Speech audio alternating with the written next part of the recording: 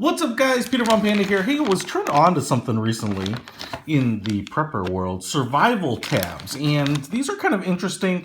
This is just a one-day supply. It's 12 tablets, so in a survival situation, you're supposed to take a tablet every couple of hours, and I just want to open them up here because the theory on the survival tabs, as I understand them, is that it's a delicious meal replacement. So you can eat these 12 chewable food tabs. This one's flavored in butterscotch. And they have them in different flavors, and you can see them right there.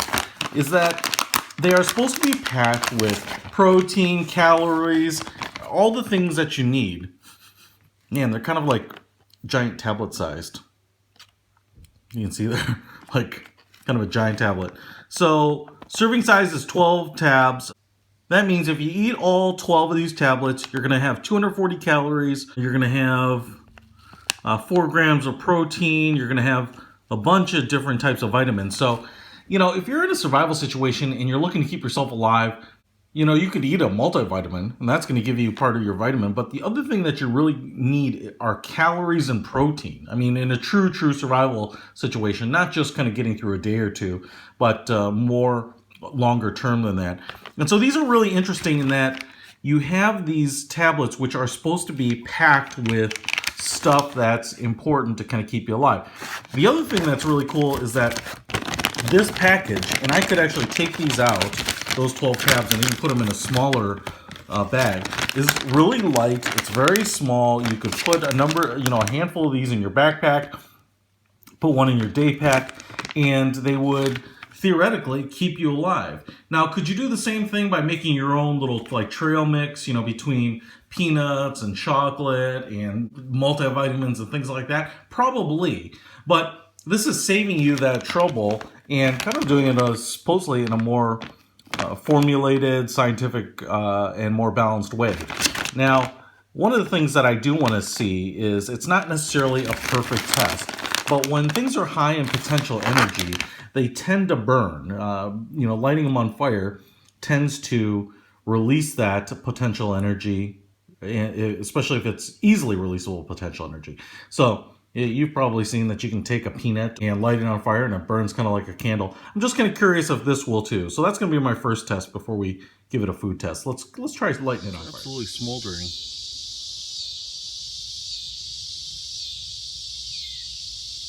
Not sure if it's the right composition to actually light on fire and stay on fire.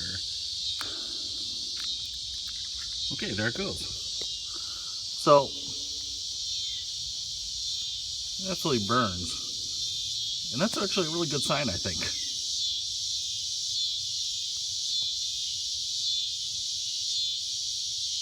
Okay, so now we know they burn, and that's a good sign that there's a lot of potential energy. So the key is, what do they taste like? And I'm actually, I've got a glass of water here because I'm kind of assuming they're going to be kind of chalky because it's kind of a big dry tablet. Again, this is butterscotch. One of the things that are interesting about this, and I'm torn because I actually had a good comment from someone who commented on one of my earlier survival food reviews, that survival food should not taste good. And his theory is that you don't want survival food to taste good because you don't want people to eat it any more than they absolutely have to. For instance, you watch a survival show and Grady will eat a grub, not because he wants to eat it, but because they are so famished they'll eat it. And so that's actually, I think, a fairly good philosophy for survival food, that it shouldn't be bad in that you won't eat it or that it's a chore, but you shouldn't crave it, and that's actually the difference between like peanuts and peanut M&Ms and chocolate and trail mix that I mentioned earlier in this video, in that, I love eating that stuff, so it's delicious. And so if that's my survival food, I may be tempted to take a handful of that at any point, right? So I don't mean to get on my soapbox, but if survival food tastes too good, it actually might not serve the purpose it's intended for. So let's go ahead and try this out, and let me tell you what it tastes like. Interesting thing is, this thing is pretty big. I don't know if you'd want to eat this whole thing at one time because it is crunchy. It does have a butterscotch taste. Obviously not like a Werther's. There's quite a bit of chalkiness to it. That chalkiness maybe kind of more of like a wheat taste, a wheat consistency, kind of like a fossilized, petrified piece of white bread almost, that's compacted and thick. It's not bad, and what I can tell you is that it turns to like a dust in your mouth. It's actually pretty easy to get down. I didn't actually have to take a dry drink of water at all because I really kind of wanted to experience it. But what it does is it kind of turns into a little bit of a chewy paste, kind of like a milk dud, if you're familiar with that, where that kind of hard caramel kind of softens up a little bit.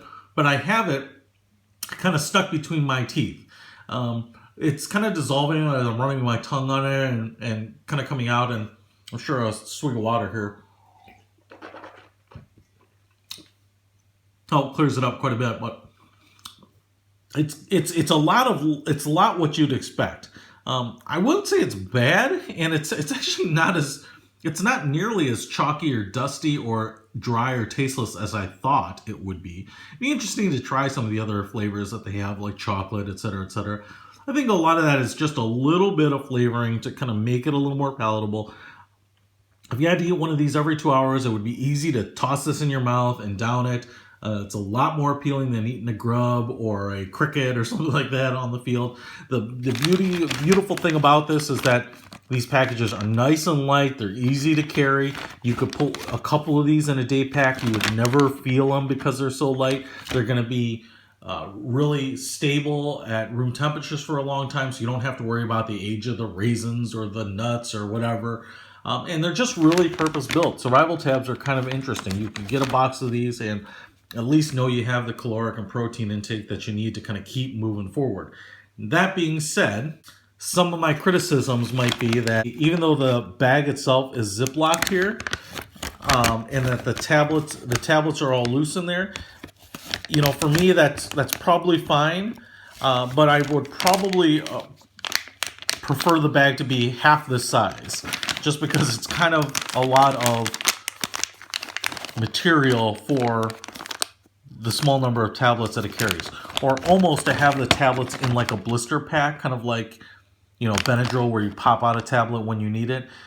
Just kind of keeps the inventory obvious. The other thing is that you could almost individually wrap these like those individual lifesavers, and so you could have a kind of a can of them and put a handful into your various survival bug out bags, day packs, things like that. Because in this case, if you do open this up, I don't know what the shelf life is once they're open. Probably fairly decent, but if they were individually wrapped, you could kind of use them as you need them, and maybe not waste 12 tablets when you only need a few. So just my thoughts on it. The survival tabs, really interesting idea. Certainly worth having a few of these around. About $7 for a 1-day supply, which is 12 tablets. They're not cheap, but definitely some cheap insurance. Peter from Panda. Out.